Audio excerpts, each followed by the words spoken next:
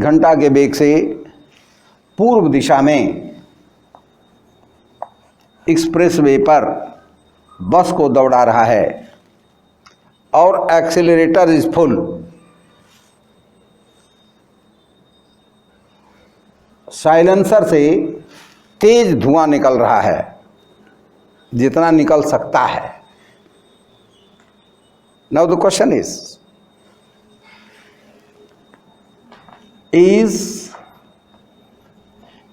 Engine applying force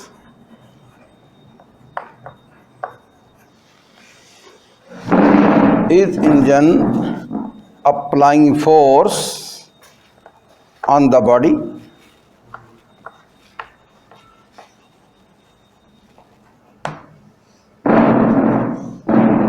Is engine applying force on the body?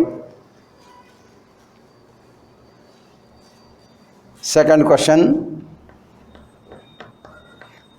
is there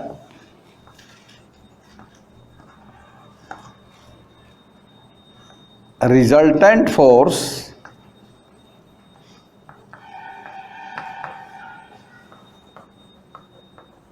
is acting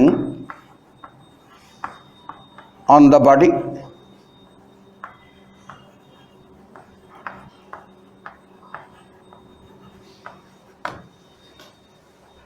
Two questions.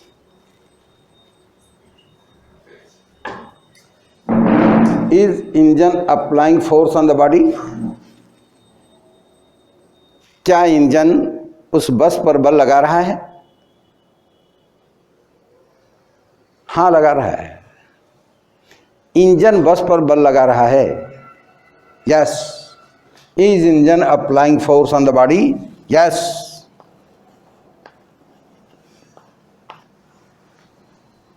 Is there resultant force is acting on the body? No.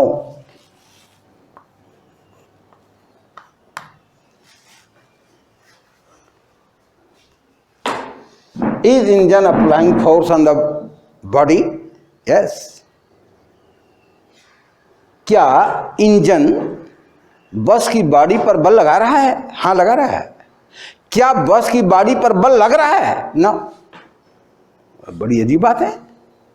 ऐसा कैसा answer? लगा रहा है? Yes. लग रहा है? No. ऐसा कैसे हो सकता है? Correct answer is no. Is engine applying force on the body? Yes. Engine is dragging out.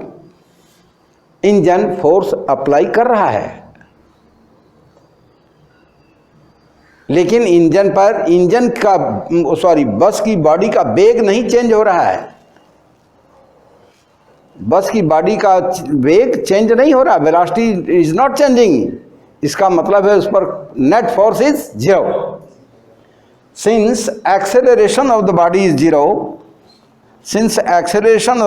0, so net force acting upon the body is also 0.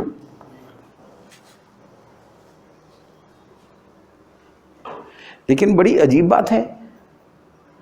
क्या आपने गुलाब जामुन खाया? यस। क्या पेट भरा? कहनो किसे होगा भाई?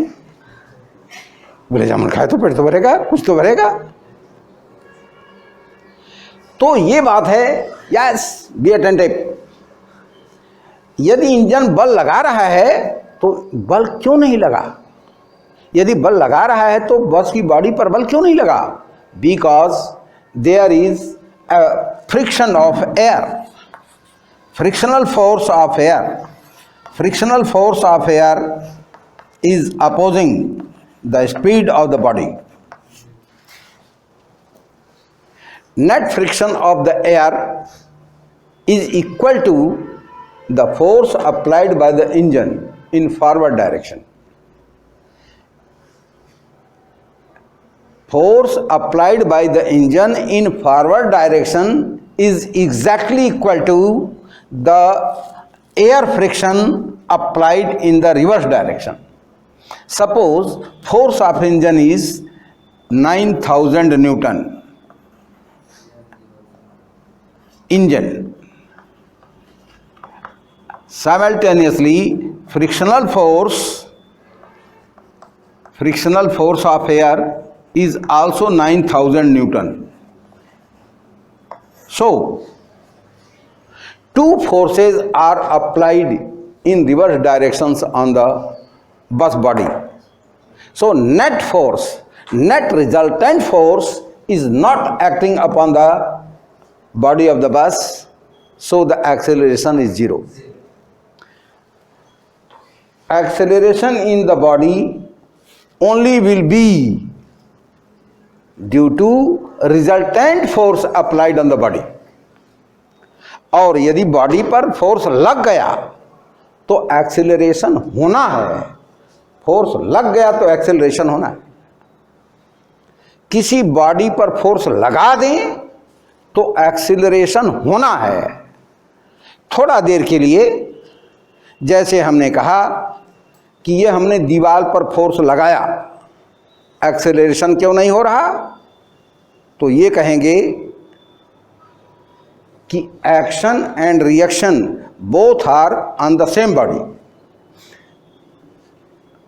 Applied force by my arms on the wall are equal to the force of friction by my foot on the floor in opposite direction are same. So the resultant is zero. So there is no any acceleration. Acceleration in the body is only resultant of resultant force.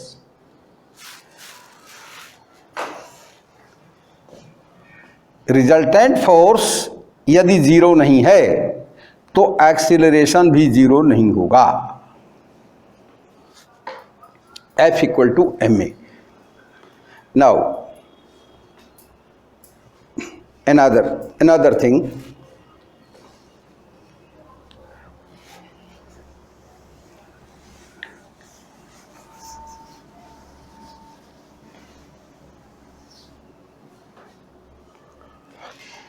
मान लो ये सूखी जमीन है, hard, there is a hard floor, और यदि एक टमाटर को ऊपर से ऐसे छोड़ें इस पर तो यह पिचक फूट सकता है, या दो आदमी आपस में मल्ल करने लगें, युद्ध करने लगें, लड़ें, और एक मजबूत पहलवान ने दूसरे को ऐसे उठा लिया हवा में और उसको उठा के जमीन पर पटक दिया, निश्चित रूप से इसको कहीं न कहीं चोट लग जाएगी. लेकिन यदि ये फर्श एक गद्दा होता, फोम, ये मोटा गद्दा होता मुलायम, और उस पर ये पटकता तो उसे चोट न लगती. ऐसा क्यों? ऐसा क्यों हुआ? किसी बच्चे को ऐसे ऊपर से फेंक दें फर्श पर, चोट लग जाएगी, सिर में पैर में कहीं चोट लग जाएगी. लेकिन यदि मोटा गद्दा बिछा हो और उस पर उस बच्चे को फेंकें तो उसे चोट नहीं लगेगी, हा हा हा हा करेगा. होगा ऐसा? ऐसा क्यों? इसलिए कि जब यहाँ पर ऐसे सपोज कर लो टमाटर है, ये हम नीचे इसे गिरा रहे हैं, और सपोज कर लो टमाटर यहाँ पर हिट किया with velocity of 10 metre per second,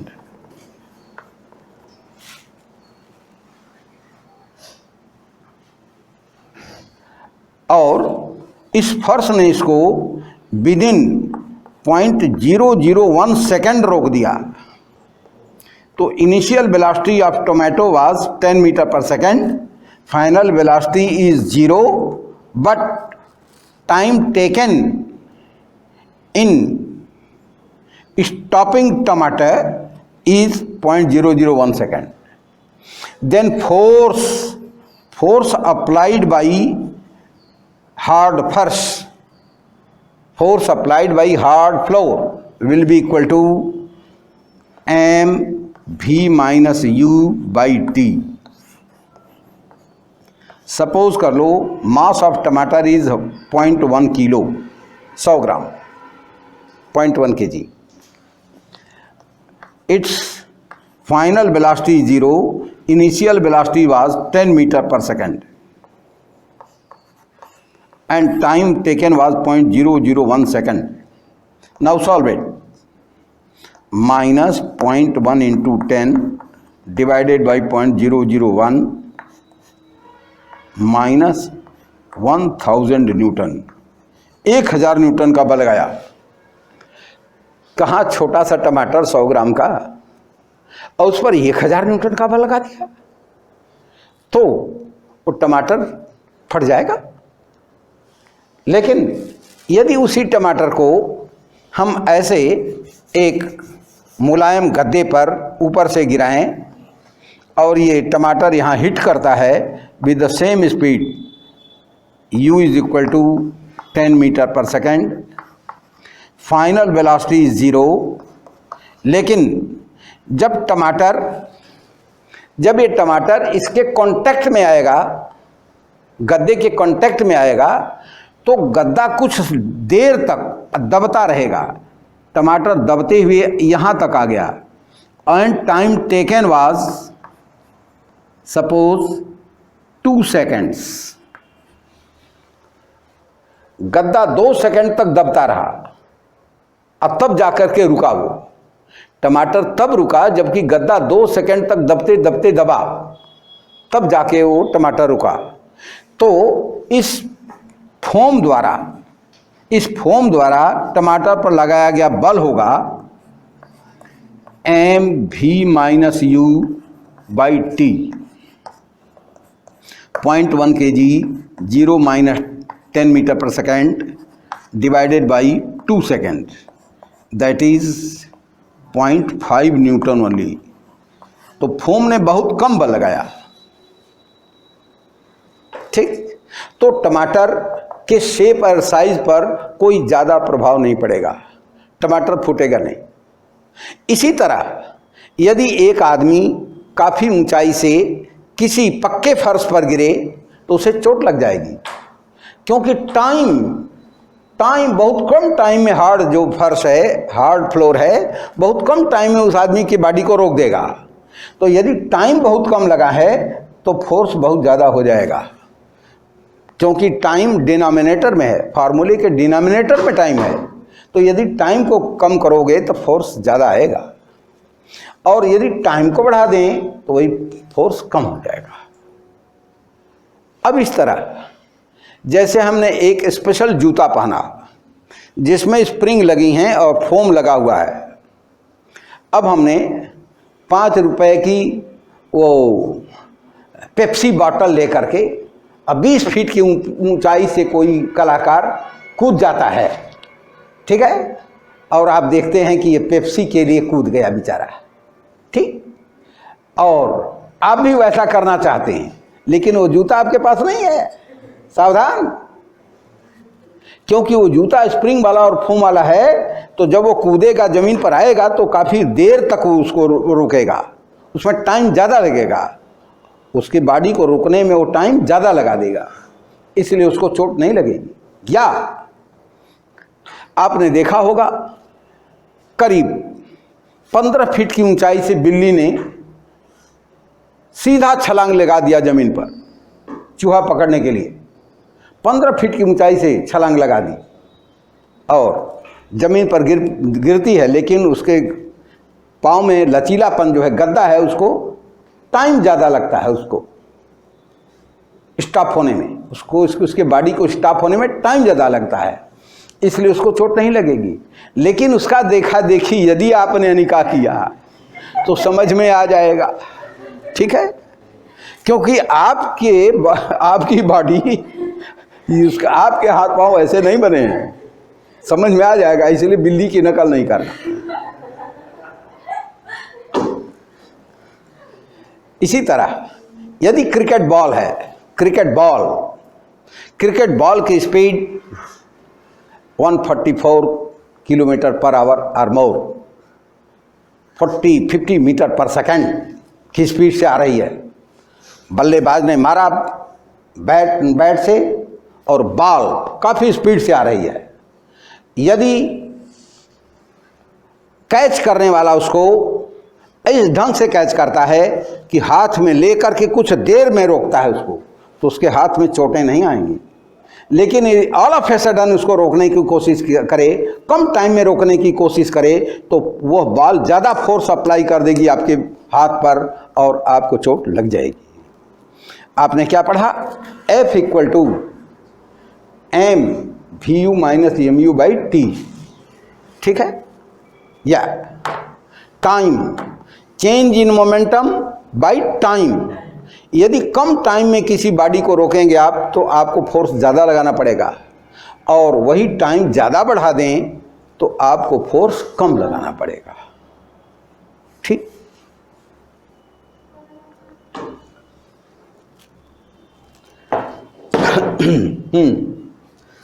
solve A question.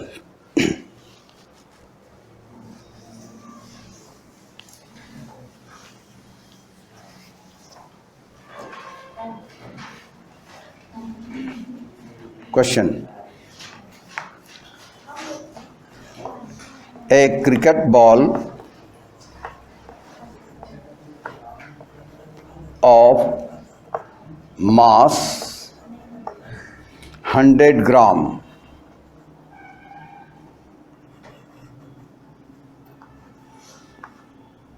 touches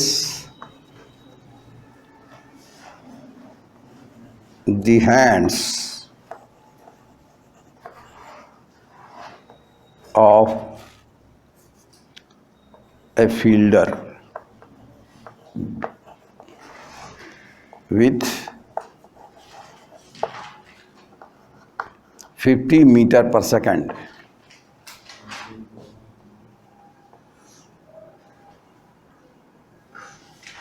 Fielder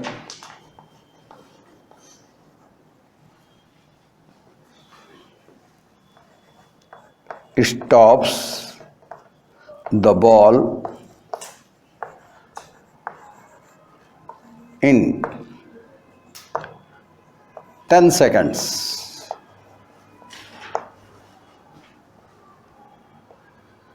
Calculate force applied by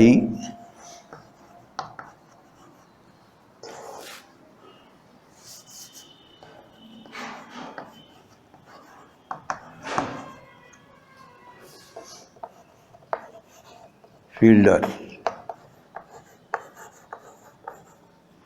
on ball.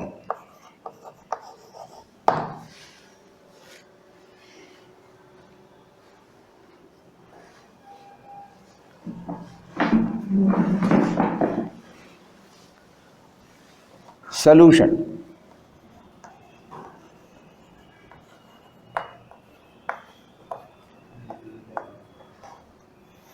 पहले क्वेश्चन की भाषा को गंभीरता से बार बार पढ़ते हैं और तब सॉर्ट आउट करते हैं क्वेश्चन में क्या क्या गिवन है। गिवन दैट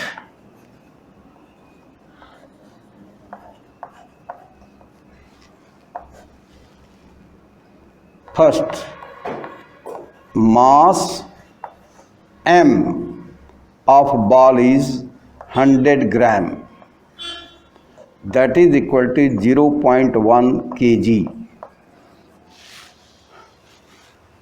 ठीक?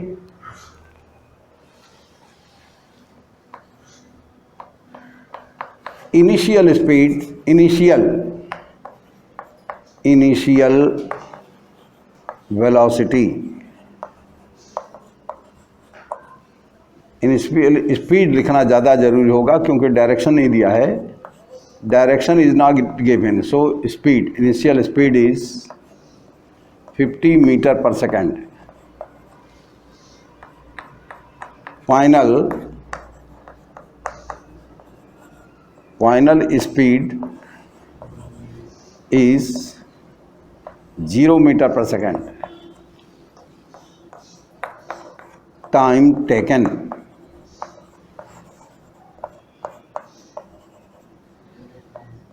T is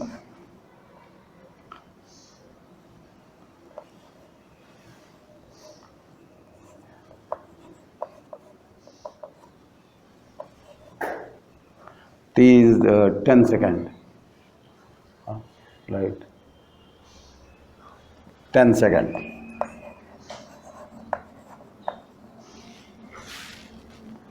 Now you have formula F equal to m v minus u by t. Mass is 0.1 kg, v is 0 minus 50 divided by 10, that is equal to 5 by 10 or 0.5 Newton.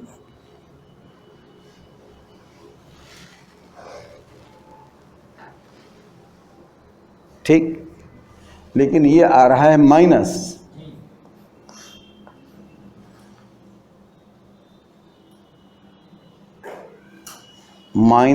This newton. Why minus?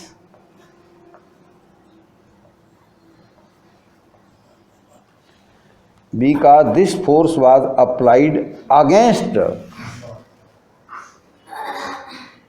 the initial speed direction of the ball. जो force applied हुआ वो ball की velocity direction के opposite है, इसलिए negative sign आ रहा है. Force applied by the fielder will be minus 0.5 Newton. ठीक, ये हुआ. अब अगली बात हम क्लैरिफाई करें. इस फार्मूले से हम क्या हिसाब लगाते हैं, अगली बात देखना बच्चों.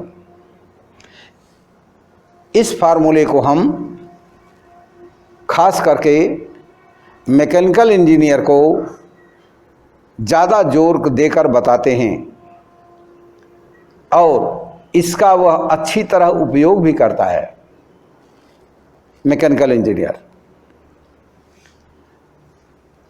अभी तुमने क्या देखा कि यदि ज़्यादा टाइम में हम रोकें तो फोर्स हमें कम लगाना पड़ेगा, यह तुमने देखा. अब देखें, सपोज कर लो ये तुम्हारी रोड है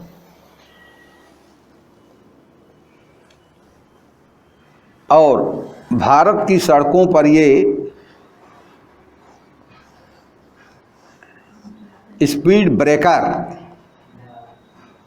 जगह जगह बने हुए देखे होंगे आप, सुरक्षा कारणों से बनाए जाते हैं. अब यदि एक ट्रक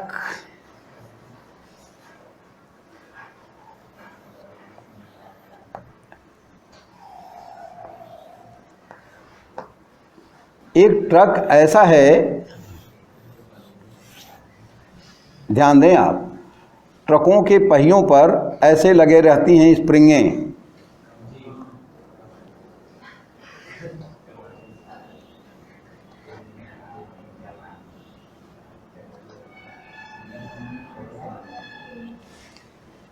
ऐसी स्प्रिंगें लगी रहती हैं,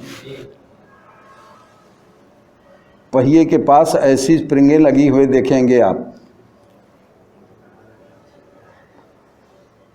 यदि ये स्प्रिंगें हटा लें, स्प्रिंग ना हो और पूरी बॉडी को टाइटली हम इसके गुल्ले पर कस दें. सपोज कर लीजिए ये 70 टन की गाड़ी है, 70 टन, और ड्राइवर केवल 16 साल की उम्र का है, नहीं नाबालिग हो जाएगा, 20 साल का। हाँ, उसको लाइसेंस नहीं मिलेगा। 20 साल का ड्राइवर है और ये चले जा रहा है 72 किलोमीटर प्रति घंटा के रफ्तार से, स्पीड है इसकी। और in the dazzling light of several vehicles, उसने वॉच आउट नहीं कर पाया कि आगे स्पीड ब्रेकर है। अब ये क्या होगा, गाड़ी आसमान में उछल जाएगी। जब गाड़ी उछल करके इस ढंग से और इस हार्ड रोड पर गिरेगी तो वह हार्ड रोड उसको तुरंत रोक देने की कोशिश करेगी। तो इसके गुल्लों पर, जो पहिया में गुल्ले लगे हुए हैं लोहे के, उन पर इसका दोगुना लोड पड़ता है, 140 टन या मोर, इससे भी ज़्यादा। तो वो गुल्ला टूट जाएगा। गुल्ला टूट गया, परेशानी हो गई। क्योंकि सपोज कर लो कहीं घनघोर जंगल है जहाँ पानी की व्यवस्था नहीं, जहाँ भोजन की व्यवस्था नहीं, ऐसी जगह पर गाड़ी का गुल्ला खराब हो जाता है तो ड्राइवर और खलासी दोनों परेशान हो जाते हैं। ध्यान दें कि वो ड्राइवर और खलासी हमारे लिए परेशान होते हैं, हमारे लिए वर्क करते हैं, वो हमारे अंग हैं। तो हम गाड़ी ऐसी बनाएं जिसमें ऐसी दिक्कतें ना हो। गाड़ी हम ऐसी बनाएं जो ड्यूरेबल हो, ऐसे जर्क्स को वह टॉलरेट करे। ऐसी गाड़ी हमें बनानी चाहिए, उसकी क्वालिटी अच्छी होनी चाहिए जिससे हमारे ये वर्कर परेशान ना हो। तो अब यहाँ पर हम ऐसे फिट करते हैं, जैसे ये देखो,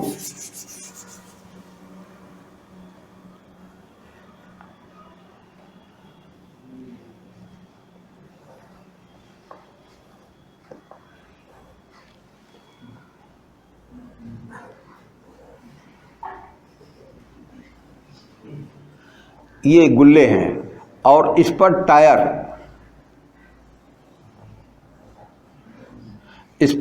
लगे हुए हैं गाड़ी के।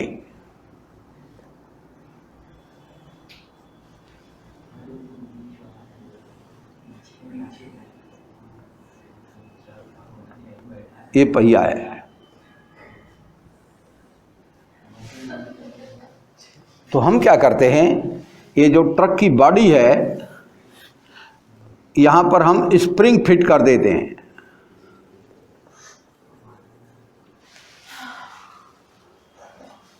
ऐसी स्प्रिंग, और आगे से ऐसी भी स्प्रिंगें लगी रहती हैं। उसका डायग्राम बना थोड़ा डिफिकल्ट हो रहा है, बना देंगे लेकिन टाइम लगेगा ज़्यादा। तो स्प्रिंग हम लगाते हैं। ऐसी स्प्रिंगें आप रेलगाड़ी के डिब्बों के नीचे भी आप देखे होंगे। ऐसी स्प्रिंगें और ऐसी स्प्रिंगें रेलगाड़ी में भी लगी रहती है।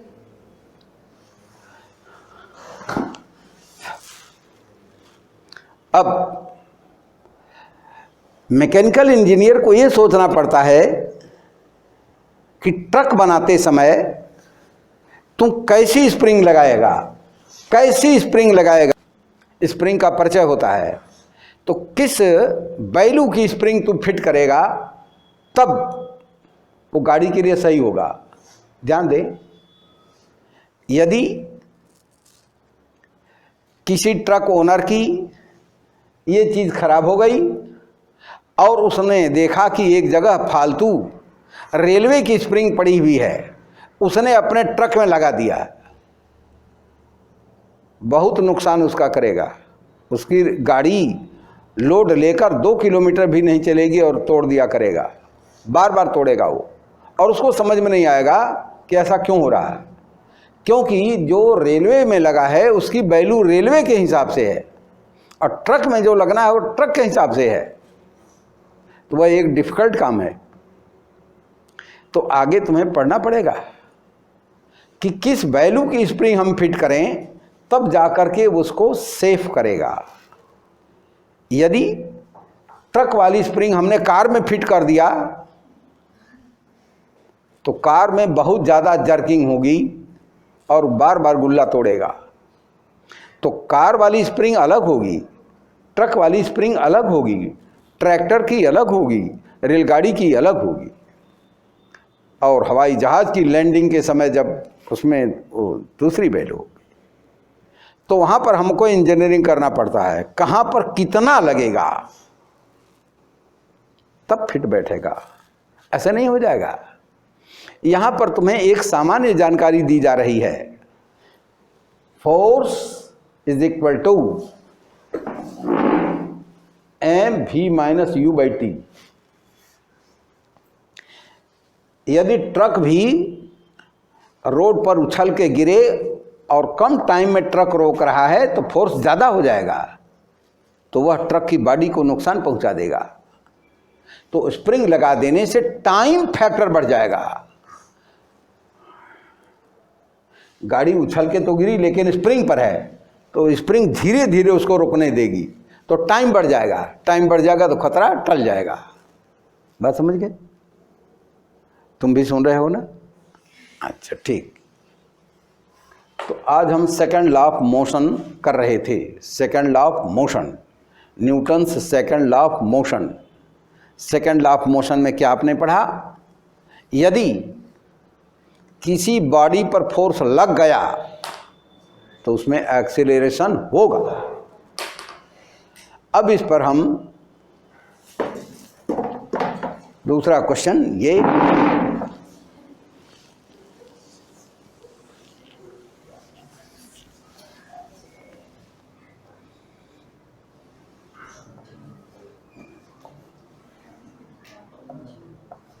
if a force accelerates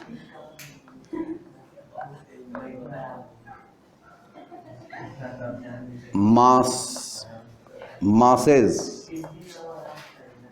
m1 and m2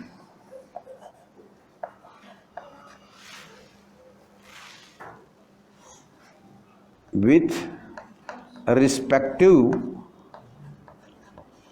accelerations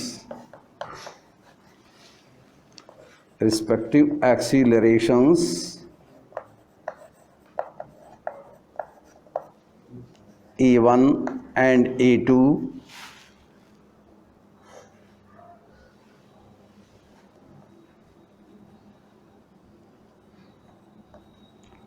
what will be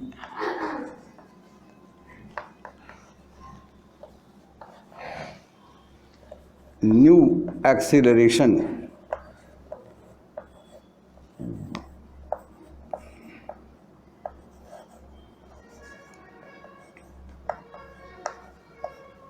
when same force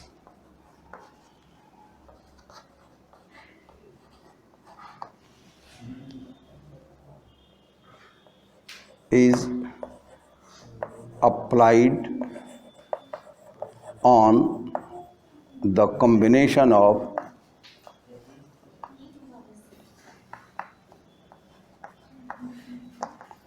masses।